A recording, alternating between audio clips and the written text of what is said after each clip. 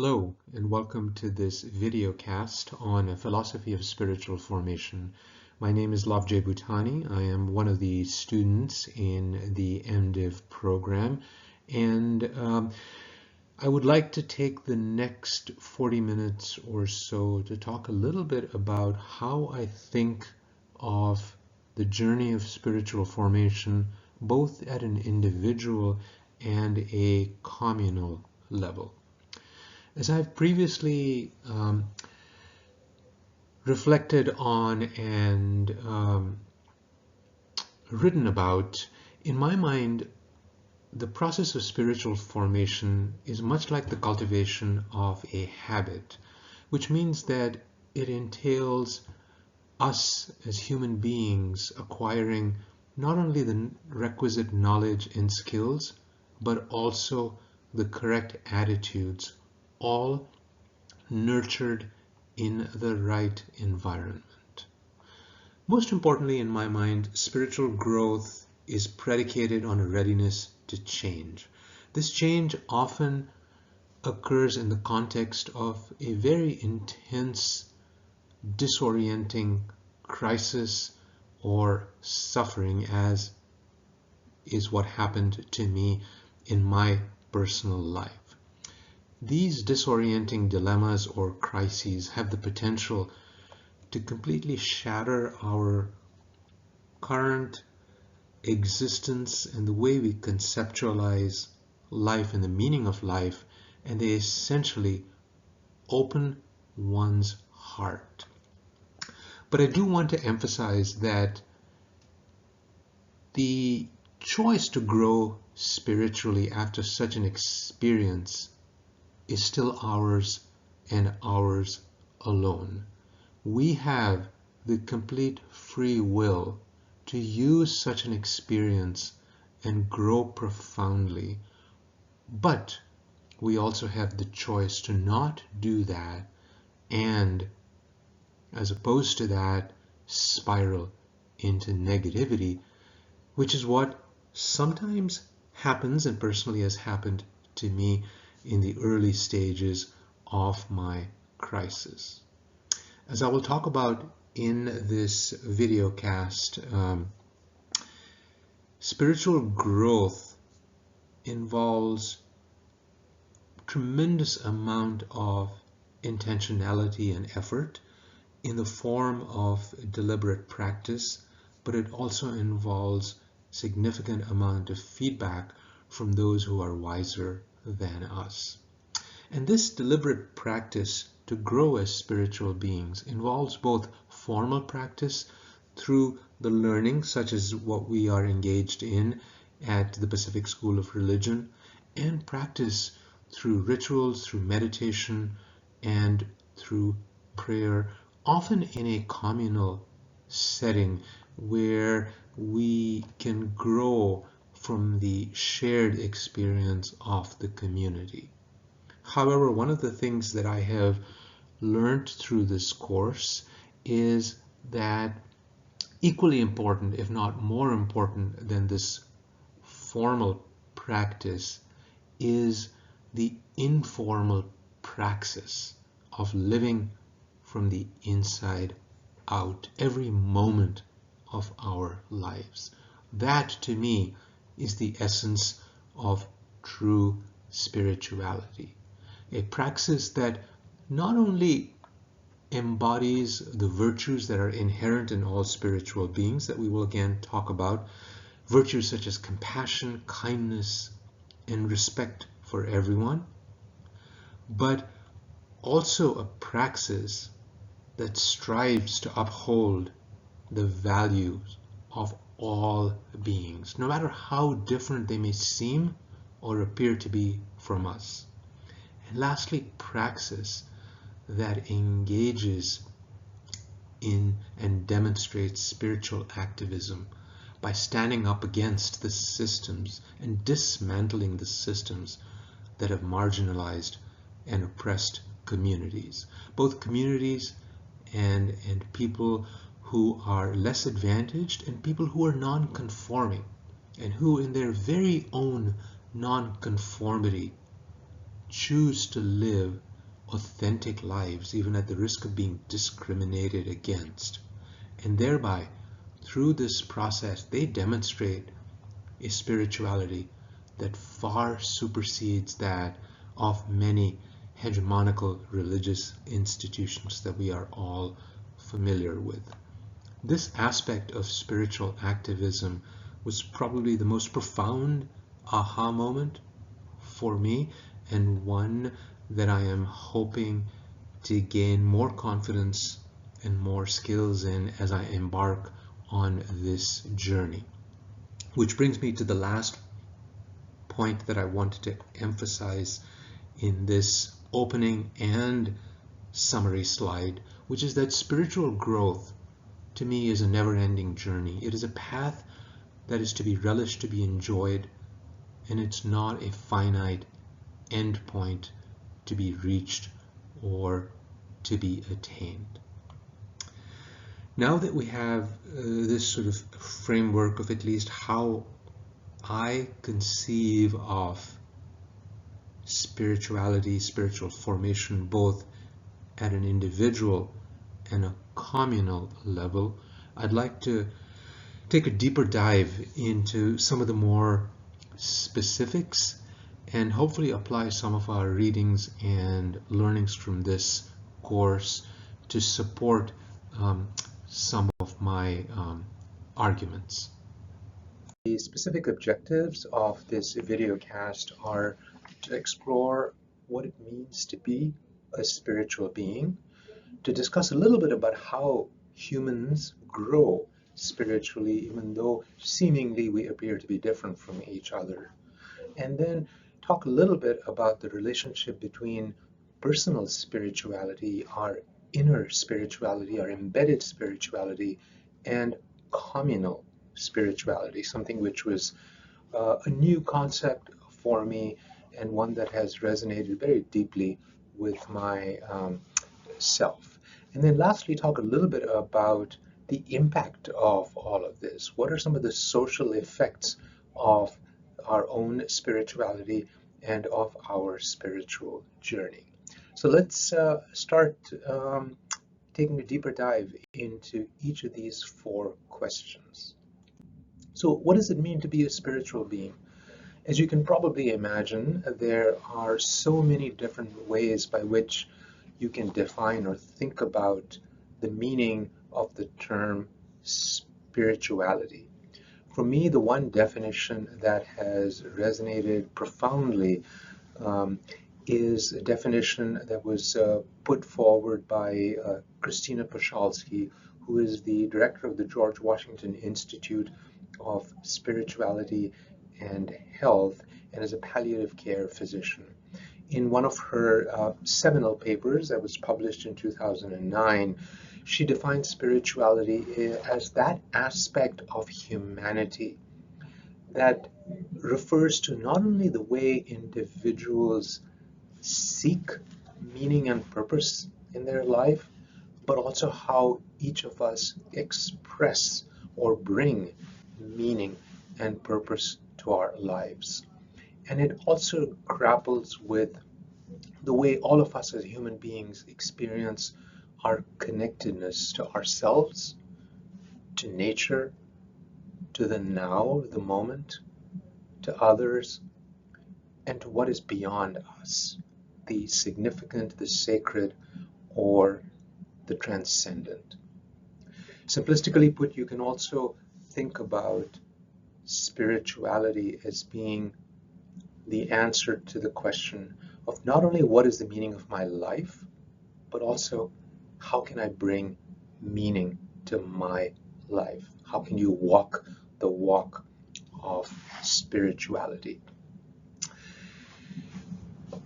This journey of spirituality and spiritual growth is purely a volitional journey.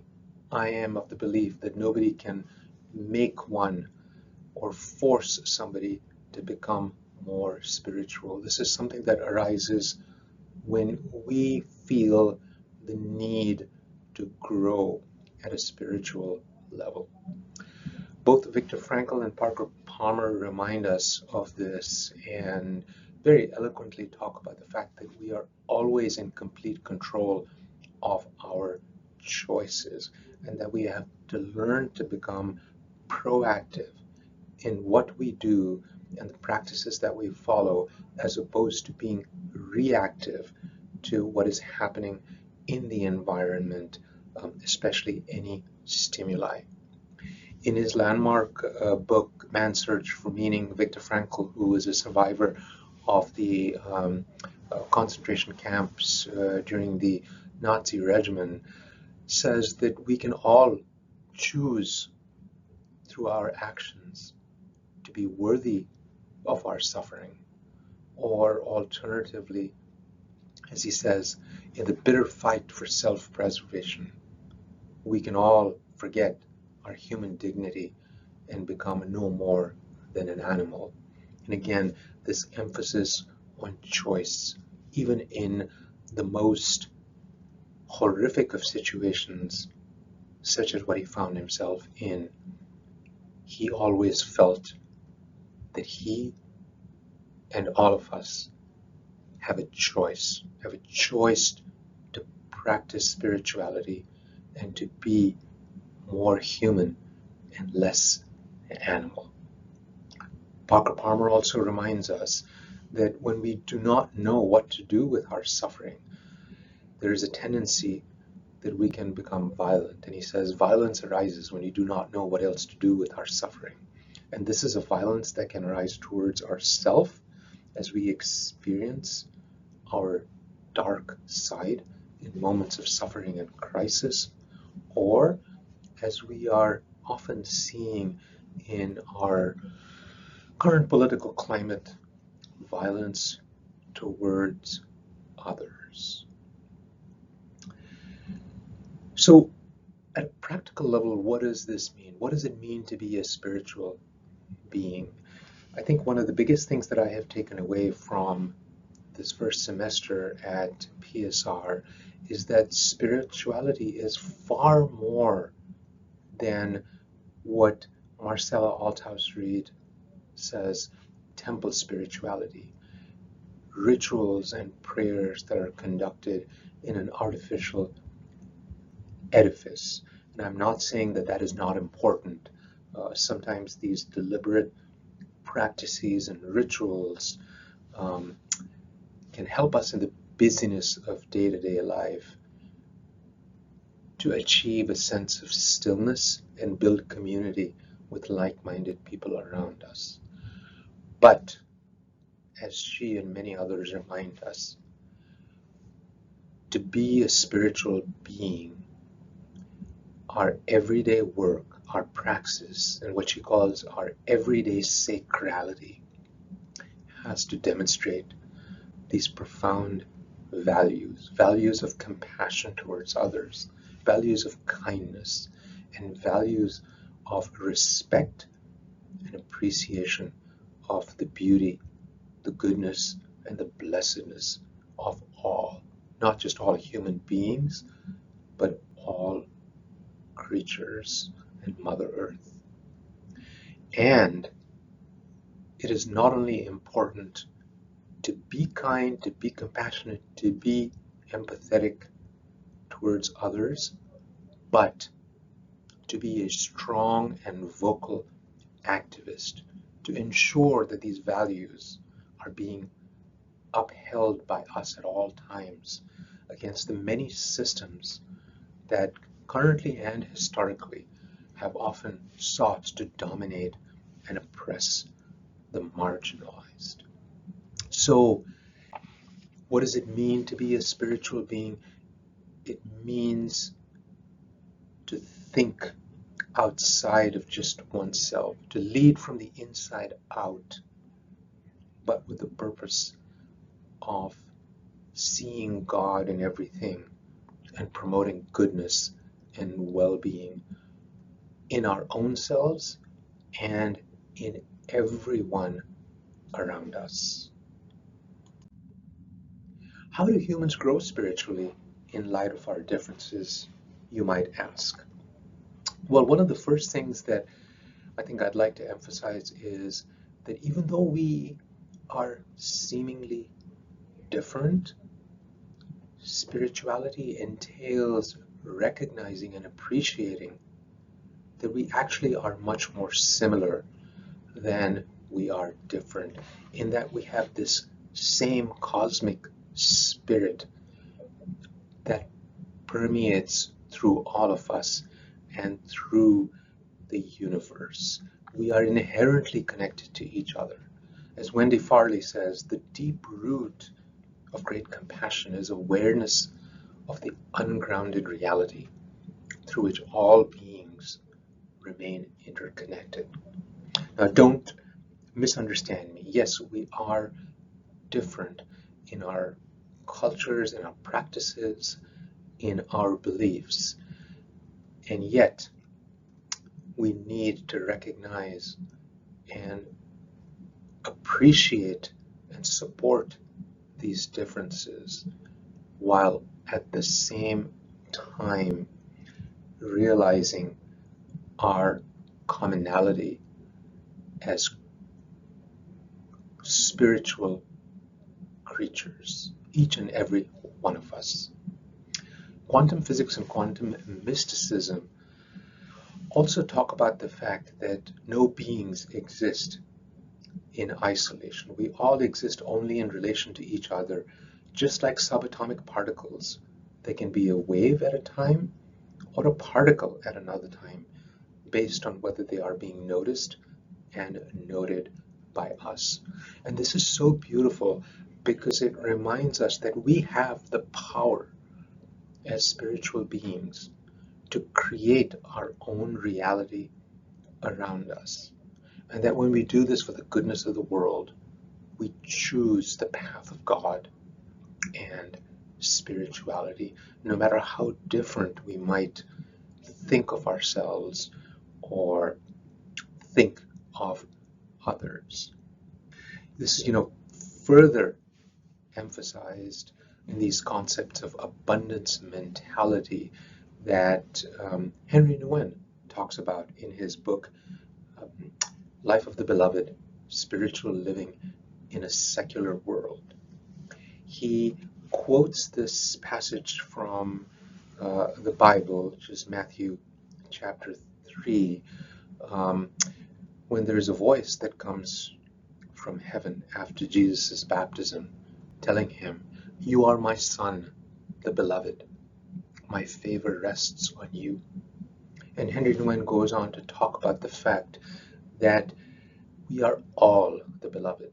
We are all the blessed. We are all the chosen of God. It is not one or the other. And knowing that there is this abundance mentality, that everyone is equal and everyone is equally a gift of God, is a very powerful way of us to transcend some of our superficial differences. Henry Nguyen goes on to talk about the fact that once we deeply trust that we ourselves are precious in God's eyes, we are able to recognize, appreciate, and I would say uphold the preciousness of others. I've often felt, or at least for me, that this path of spiritual growth and formation is triggered by a seminal moment or a crisis. And it is in this crisis, again, as Viktor Frankl tells us, we have a choice. We have a choice to grow and learn and become more spiritual, or we have a choice to sink into violence towards ourselves or others. But it is not enough to have a trigger of a crisis and volitionally choose to want to become more spiritual. Spirituality, like any other habit, like any other behavior, involves tremendous deliberate practice, feedback, and self-reflection. And therein lies our journey for many of us at the Pacific School of Religion.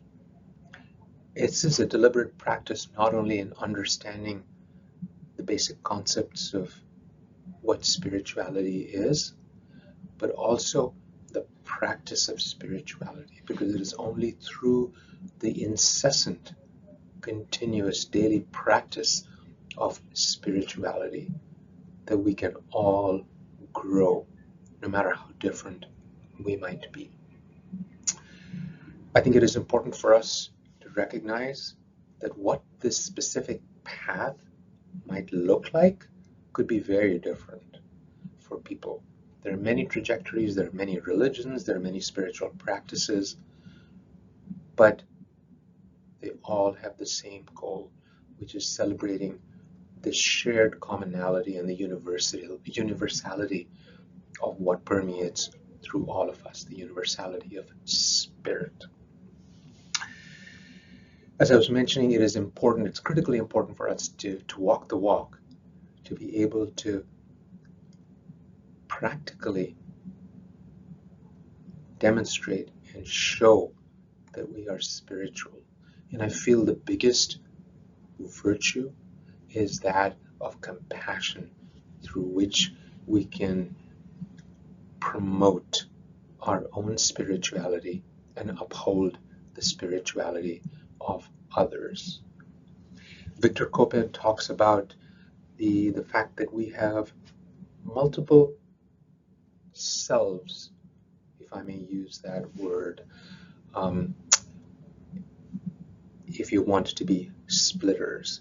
These selves are our minds that create thoughts, our body that experiences emotions, our social context which determines who we form relationships with, and our choices or our actions. But ultimately, the integrative force behind all of these is our inner soul. And Victor Coppin tells us that all of these essential parts of the human self must be effectively organized around God or this transcendent spirit, because it is only through that that we can be restored and sustained and follow on our journey in spiritual formation. The Dalai Lama again emphasizes this commonality between all of us and the importance of compassion when he says that regardless of whether you view another person as a friend or an enemy, it is based on the other's fundamental rights rather than your own mental projection to be compassionate on them. Upon this basis, then, you will generate love and compassion. That is genuine compassion. Compassion not for the sake of getting a benefit to our own selves, but because it is a basis of human dignity and it is everyone's right. He also goes on to talk about the fact that cultivating the habit of gratitude towards others, towards nature, helps sustain and solidify our spirituality. And as he says, it is in the virtue of unity that beings are beings. We then move on to the question of what is the relationship between personal spirituality and communal spirituality. I think, as I had mentioned earlier, this concept of communal spirituality was very new to me, but instantaneously resonated with me. When I started my journey through PSR, my initial focus had been very internally directed. How can I grow as a spiritual person? How can I fill this spiritual vacuum? How can I find more meaning in my own life, as opposed to thinking more outwardly, in addition to growing individually as a spiritual being? How can I promote spirituality in my community? As I mentioned earlier, this is sort of the balance between your formal spiritual practices and our day-to-day, everyday sacrality, or the praxis of spirituality. As I've mentioned, spirituality entails demonstrating kindness, compassion, and empathy towards others. And so inherently, just in the definition of the word spirituality, there is something that is beyond just us. Barbara Holmes, in her book Crisis Contemplation, also talks about villages, and she says we all live in villages, and we all should aspire to transform them into beloved communities, communities that support each other in our sacred mission, and communities that support each other in our safety mission. They support one another, they uphold one another, they uplift one another, and they are there in the moments of crisis. And therefore, this whole emphasis of PSR in this course on spiritual activism has been just so beautiful and powerful. And some of the things that I have gotten from this are, first of all, recognizing that one cannot other somebody because there are no others. As I mentioned, I'm a firm believer and a passionate believer in our shared spirituality and sacredness. Marcella Althaus reads also, to quote her, says, "It is a reading with our poor, not for them," when she talks about spirituality and what a true religion should be. It is a reading with our poor, not for them, and it must feel like walking alongside the poor on the same road. I will call it walking with women servants. And she is referring to the domination, the traditional domination that many religions, especially Christianity, have imposed, such that spirituality and religion are often equated with what happens within a church, within an edifice, as opposed to the spiritual day-to-day practices that women, especially marginalized women, engage in, and that has not been appreciated and given its due importance. The act of taking care of children, the act of kindness, the act of supporting their individual communities, often at the cost of sacrificing their own wellness. So again, to summarize, spirituality again entails this internal growth, but at the same time, the purpose of this internal growth is to walk the walk of kindness, of empathy, of love, of recognition of the goodness and the godness in all of us, all creatures, all beings, howsoever different they might appear to be externally. The last question was, what are the social impacts of the spiritual journey? And I think I've touched upon all of these in one form or another. If we are able to grow internally as spiritual beings, and we are able to engage in activities that support and respect the spirituality of everything around us, we create this vocabulary of hope, hope for a better future, for a better reality. And this involves ceasing exploitation of others, including the tremendous resources that nature and Mother Earth have given us. A quest towards a utopian society where there is tolerance and respect and understanding of each other, irrespective of our external differences, where there is healing. And so essentially, I feel that the social impact of the spiritual journey is to promote hope through the imagination and striving for a better future. As Barbara Holmes beautifully captures that in her quote, we have to imagine more peace than we currently have and more justice than the mere conversion of racist politics will allow. A transformative change is needed, and this can only happen through the collective efforts, through dreaming, through imagination.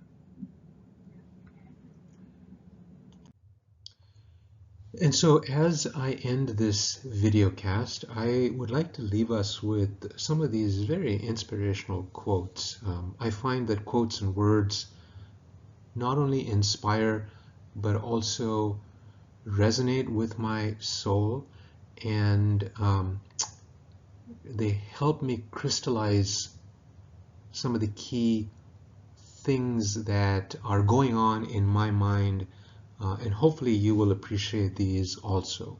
The first is from Jimmy Boggs, who says, "You're nobody until you're somebody to a bunch of other somebodies." I think for me this quote epitomizes the key aspects of spirituality that lie in spiritual activism. As spiritual beings, while we must, as I have alluded to previously, certainly focus on our own individual spiritual growth and journey, ultimately we have to recognize that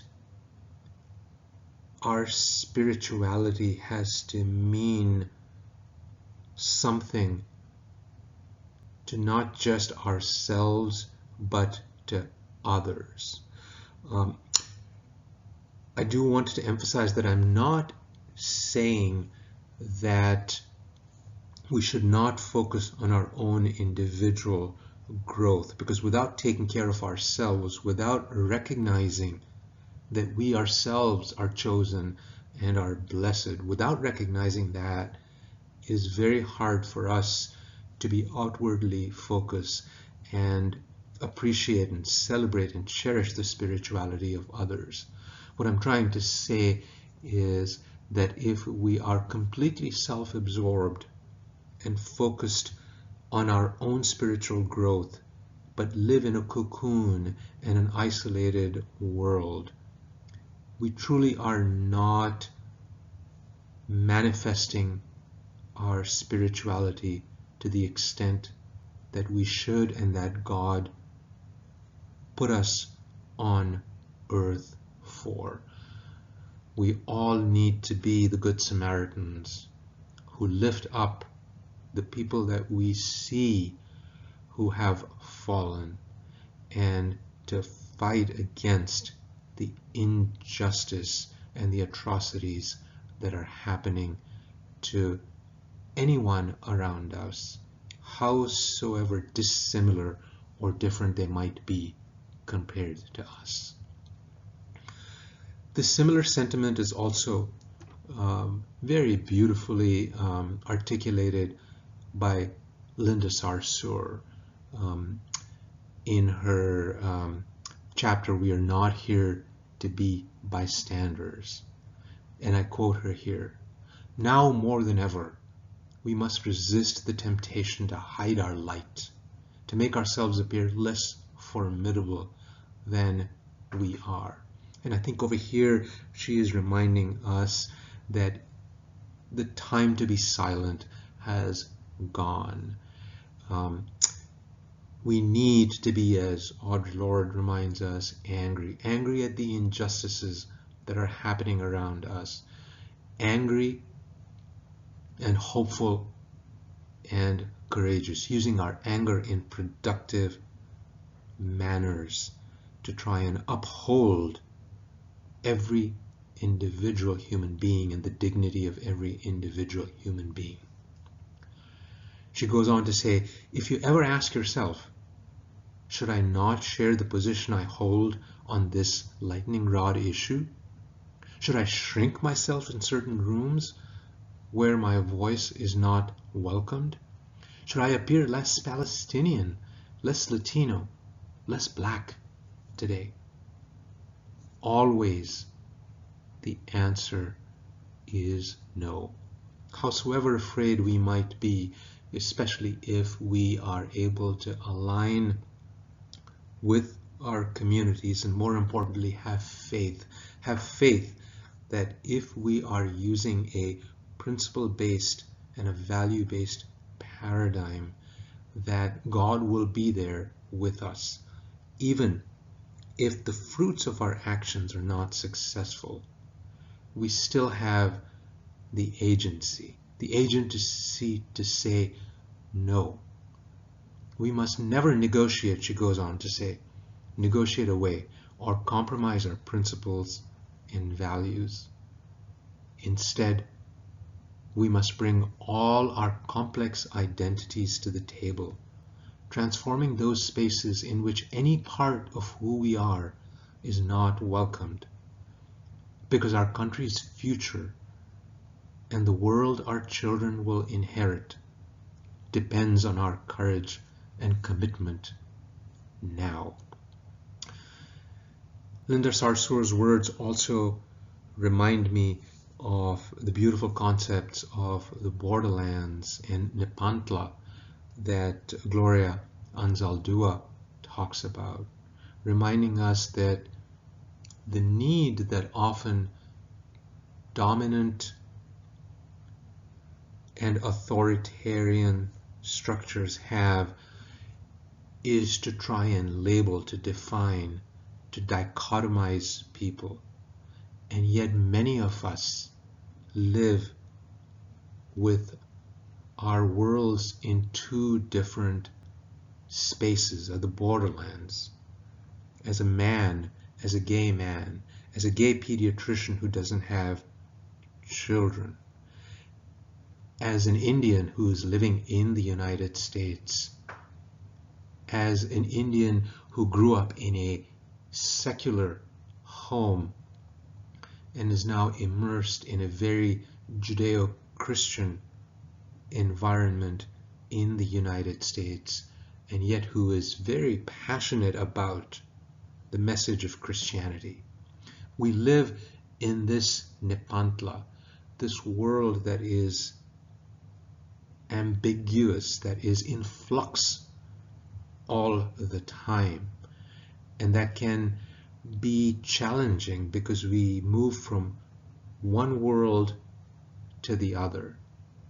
And yet the people who live in these borderlands are tremendously powerful, and just through the process of construction and deconstruction of our multiple identities, people who live in the borderlands gain this wisdom or conocimiento, as she talks about, that allows us to relate to the oppressed, to the marginalized, and recognize that the world doesn't need to define who we are and force us to lead a life that conforms to some people's idea of normalcy.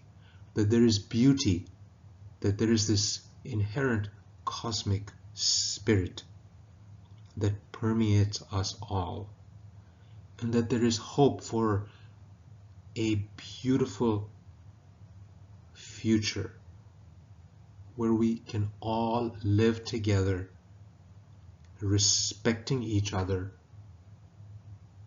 admiring each other, appreciating each other, and lifting each other up. Thank you for your attention.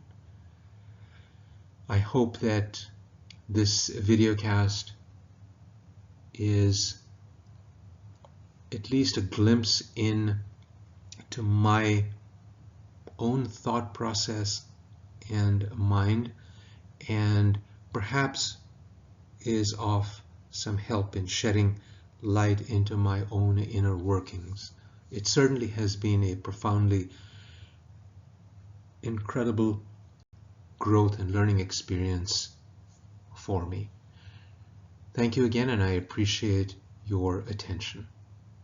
Videocast, these are some of the references, and I am very grateful for this opportunity, and looking forward to receiving feedback.